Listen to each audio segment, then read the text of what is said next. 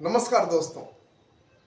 हाथरस में जो भगदड़ हुआ, भगदड़ की वजह से जिन लोगों की मृत्यु हुई, चाहे बच्चे हों चाहे महिलाएं, जो आपको डेटा बताया जाता है कि 125 से 130 लोगों की मृत्यु हुई है, ये सरासर गलत है। वहां पे कम से कम 350 से 400 लोगों की मृत्यु हुई है। और वहां पे जो बाबा सूरजपाल जाटव थे, जो एससी समाज से आते हैं, और उनकी कथा में जो प्रवचन देते हैं, उनकी कथा में मैक्सिमम जो लोग उनके भक्त हैं, जो जाते हैं उनको सुनने, वो एसटी एससी ओबीसी समाज से ही आते हैं। कोई जनरल नहीं जाता है। एसटी एससी समाज के लोग अपनी परेशानियों को दूर करने के लिए वो ये सोचते हैं कि बाबा जी झाड़ फूक देंगे, बाबा जी के ऊपर इतना अंधविश्वास कर लेते हैं कि वो आजकल के साइंस के युग में, आज साइंस का युग चल रहा है, हम साइंस के युग में जी रहे हैं, तो इस युग में भी इतनी भारी संख्या में लोग इस अंधविश्वास पर इतना बिलीव करते हैं कि उनको परिणाम स्वरूप उनकी मौत मिलती है। आपको बता दें कि सूरजपाल जाटव का हाथरस में प्रवचन था, कथा थी। उस कथा में कम से कम 80 से 90 हजार लोग आए थे। सूरजपाल से कहा जाता है कि सूरजपाल जाटव जब जाने लगे तो लोग उनके जो चरण है उसकी धूल पाने के लिए, आप यहाँ पे अंधविश्वास देखिए ना, उनके चरण की धूल अपने माथे पर लगाने के लिए लोग दौड़े। उसी भगदड़ में कई लोग गिर पड़े, कई लोग की मृत्यु भी हुई उसी भगदड़ में भारी संख्या में।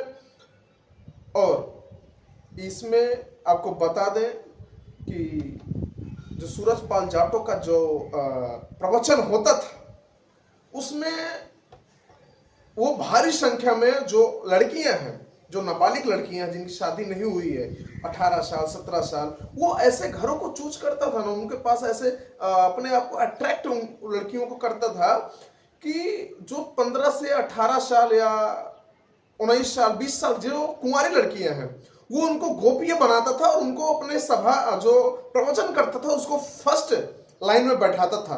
पूरे श्रृंगार के साथ उनके कपड़े दिए जाते थे, उनका श्रृंगार किया जाता था, मतलब उनको सुसज्जित सुंदर तरीके से सजा करके वो अपने सामने लड़कियों को बैठाता था। अभी आप उसकी गंदी नजर को देखिए, उस गंदी सोच को देखिए, वो किस तरीके से लड़कियों को हवस का शिकार बनाता था।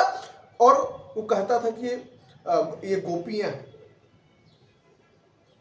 दूसरी बात दोस्तों आपको बता दें, उसके पास 7 से 8 सिक्योरिटी थी, लेवल सिक्योरिटी का लेवल होता है। और कई महिलाएं, जैसे कोई जल विभाग संभालता था, उनको पास आईडी कार्ड बनता था, कोई सिक्योरिटी का काम करता था, कोई जल पानी पिलाने काम करता था, कोई झाड़ू मारने काम करता था, मतलब ऐसे ब्लू पिंक आर्मी और व्हाइट आर्मी करके उसकी पूरी एक सेना थी। लेकिन वो जो मोहरा बनाता था मैक्सिमम महिलाएं होती थी। एक्चुअली महिलाओं को इन सब बाबाओं के फर्जी प्रपंच में कुछ ज्यादा ही ध्यान रहता है, क्योंकि वो अपने घर के जो बुजुर्ग हैं, जो माताएं हैं, जो बहन हैं, उनकी जो उनके हस्बैंड उनकी सेवा वो नहीं करती हैं, वो जितने इन बाबाओं के चक्कर में पड़ करके अपने परिवार का और अपने बच्चियों का, अपने पूरा फ्यूचर का वो एक अंधविश्वास में ढकेल देती है। मैं हमारे देश की महिलाओं से कहना चाहता हूं कि आप लोग इन जैसे ढोंगियों से, जो हमारे सनातन धर्म हिंदू धर्म को बदनाम करते हैं, इन जैसे ढोंगियों से आप लोग दूर रहिए।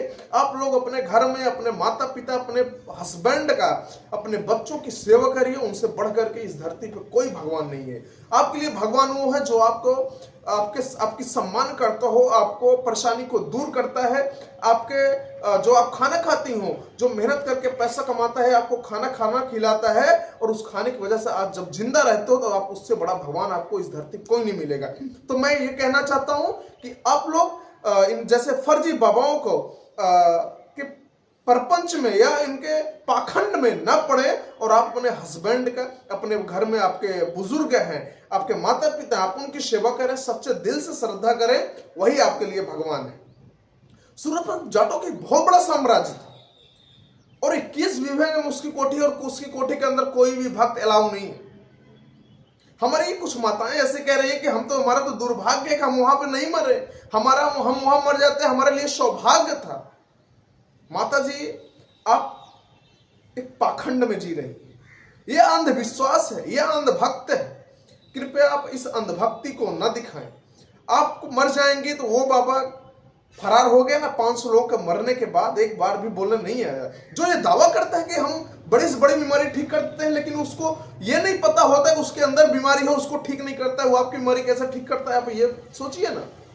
आप ये सोचिए, जो अपने घर की स्थिति को नहीं ठीक कर सकता, वो आपके घर की स्थिति को कैसे ठीक कर सकता है? आप ये सोचिए कि जब वो अपने माता पिता को अपना सम्मान नहीं करता है, तो आपको कैसे सिखा सकता है कि आप अपने माता पिता का सम्मान करें, उनका सेवा करें?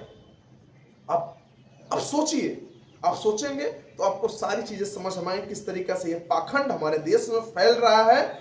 और मैं फिर से कहता हूं, जो भी बाबा हैं या जो भी अपने आप को शास्त्री कुछ भी मानते हो, जो दूसरे का बीमारी ठीक करने का दावा कर रहा है ना, पहले भैया आप अपनी बीमारी को ठीक करिए, आप अपने घर को, अपने परिवार को ठीक करिए, आप अपने बीवी बच्चे, अपने माता पिता की सेवा करिए, फिर दूसरों को ज्ञान दीजिए।